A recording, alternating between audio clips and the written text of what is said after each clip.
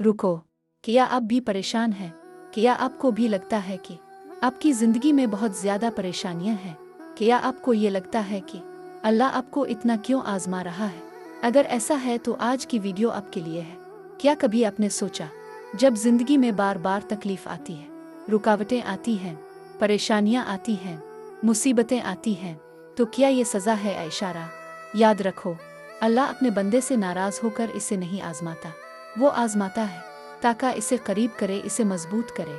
सोने को आग में डाला जाता है ताकि वो खरा बने। इंसान को गम में डाला जाता है ताकि वो अल्लाह के करीब हो जाए। जब दरवाजे बंद होते हैं, समझो अल्लाह कह रहा है, मेरी तरफ आओ, मेरे सिवा किसी के पास न जाओ।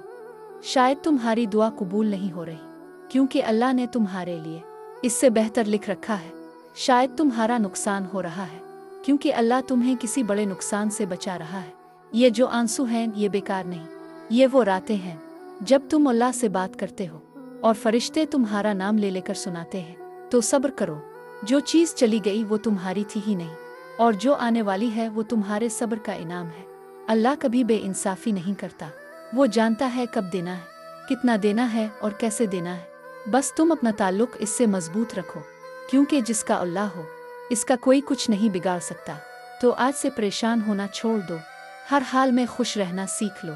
जिस हाल में भी हो अल्लाह का शुक्र अदा करो, क्योंकि अल्लाह आपके साथ है। अगर आपको आज की वीडियो अच्छी लगी तो चैनल को सब्सक्राइब और वीडियो को लाइक कर दे। मिलते हैं एक ऐसी ही नई वीडियो के साथ।